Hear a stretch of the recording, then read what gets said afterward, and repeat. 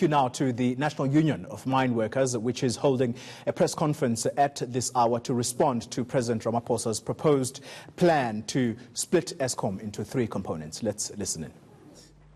Of people who are running IPPs, that those people should be the one that save Eskom. It cannot happen that your competitor comes out and help you. And we are saying that management is for managers. Managers must account to the board. We don't want interference of politicians into running the company. Yeah. Okay. Let me venture into the juicy one that I think you like very much. The issue of elections. Yeah. Remember, the National Union of Mineworkers has a long-standing resolution to support the ANC. It's a Congress decision. However, it's not a blank check. If our members are down there grumbling, we may be compelled, having followed our constitutional provisions, we may be compelled to call a special National Congress just to deal with that item.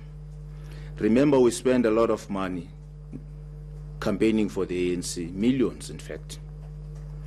Now, as the leaders, we cannot ignore the cry of the members that say, if the ANC is doing this thing to us, why should we continue with our support for the ANC?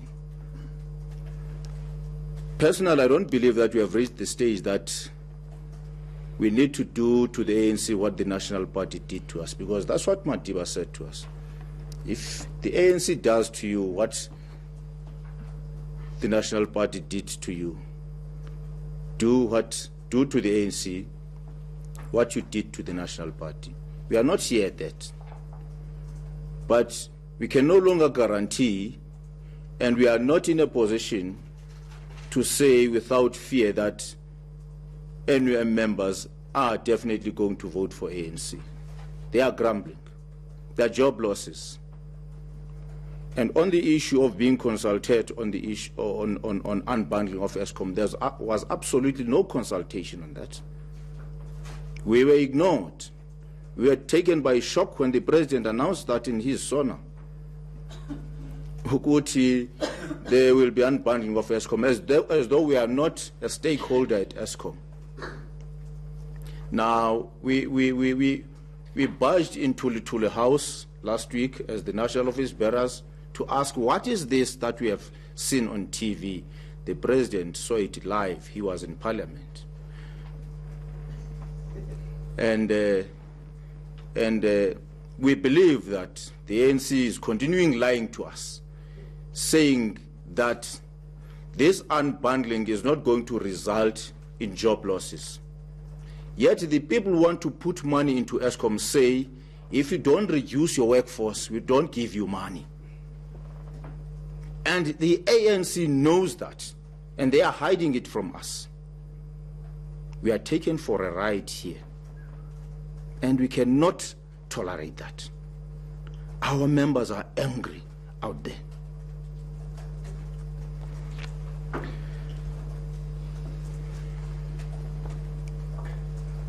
Can we respond? Yeah, I think there is a question that Samkela raised, but what was the discussion between ourselves as the National Office Bearers of NUM with the Secretary General of the ANC? Let me first confirm that we met with the National Office Bearers of the ANC, not with the General Secretary alone. So whatever we discussed with the National Office Bearers of ANC as the National Office Bearers of the NUM. So I want just to put that to a note that it was not only. So once we understand that may go out to say, I started to just think aloud to say, that may start to say, maybe we had a meeting that When we talk with the General Secretary, there is a different view. When the President is either doing different views. Almost the National Office Bearers of ANC were there in that meeting, and the National Office Bearers of NUM were there in the meeting. So, yes, we had a discussion when the GS said that they promised us that there won't be retrenchment, there won't be privatization. That is also what the ANC is saying. But there are many information that, like the GSS alluded, that make us to be suspicious. But that was not the end of that meeting. We have agreed that we are going to meet again and understand deeper. But what is interesting is that when we wanted some more information, you can see that even the leadership of the ANC, some of them, they don't understand deeply how this issue is also managed. For example, we ask a question and say, how do you buy IPPs with 2 rand something and Eskom sell with 80 cents and Eskom can produce that with less than 80 cents? Then how do you make profit? How can the company make profit under that circumstances? And those are the issues that we were then promised that the Minister of Energy and President Gordhan will form part of the engagement so that they must thoroughly respond to those issues. And we are eager that that meeting must be as early as 1 o'clock today, if possible. In fact, DGS, that meeting is scheduled for Monday, 2 o'clock at St. George, where we demanded to meet with Jeff Hadebe and excuse me, and Pravin Gordhan, so that they can explain to us this issue of Eskom. Yeah, the meeting is scheduled for Monday. Okay. Is it Monday today? Oh, I was on holiday yesterday. Forget. There was a second question which we didn't respond So to. the meeting is happening when? Monday. On Monday. Yes. I had asked about the Italian engineers that are pointed to in the statement that were appointed by government to fix Eskom. I want to know who those are.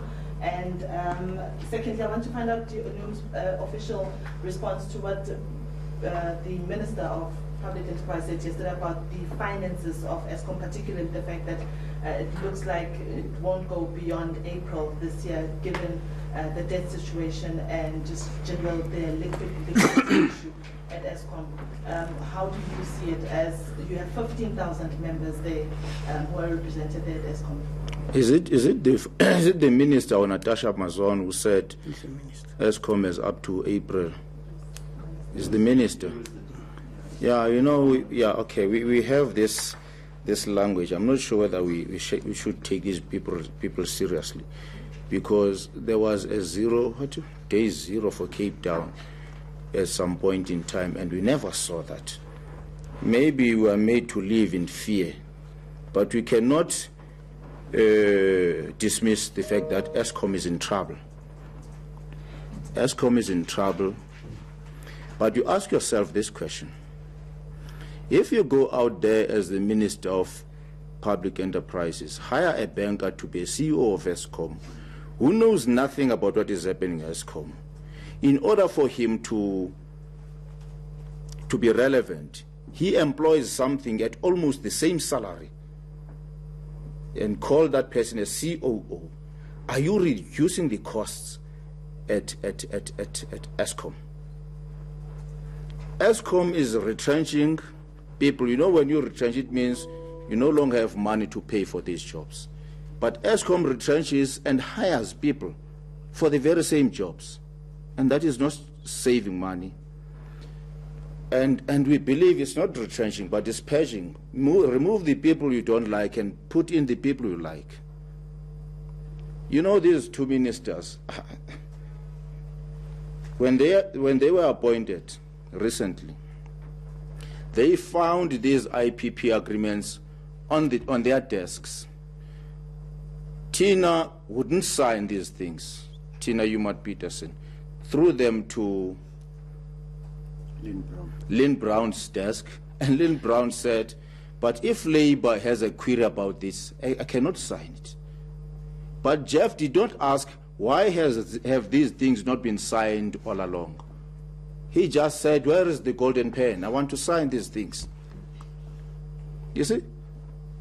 Now it gives you a question to say, do these people really see that Eskom is in trouble?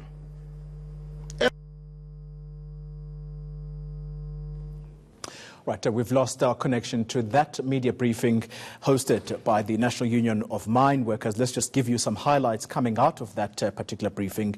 What we heard earlier was that the NUM General Secretary in particular stating that their members are grumbling on the ground about this issue of unbundling and possibly privatizing Eskom. And the possibility there is that they're saying they may be compelled to hold a special National Congress of the union to determine whether or not they should still be supporting the ANC in the upcoming elections. You'll remember that these unions also pay a huge sums of money towards the ANC's election campaign. So you heard the General Secretary there saying that that particular move or that particular contribution may be reviewed, but at this stage in time, he says they are not there yet. In as far as the consultations on the unbundling of Eskom, which was announced by the President in Parliament, they're saying that there was absolutely no consultation there, and that also has exacerbated the anger. He also goes on to say that they did meet with the office bearers of the ANC, the people called the Top Six, and it does appear that all office bearers were there, and there were discussions, and they were assured that there will not be any job losses at Eskom, and nor will there be any privatization of that entity. The other element, important element that was mentioned there is that the union's leadership, the top leadership of the NUM, will be meeting with Ministers Pravin Gordhan of Public Enterprises and Minister Jeff Radebe, Minister of Energy, and these discussions are going to take place on Monday. That is so far what has come out, and hearing also some grumbling as far as the leadership of the NUM is concerned about the hiring, quote-unquote, of a banker to lead Eskom who has no prior experience in the energy sector, questioning whether that might have been a wise move or not.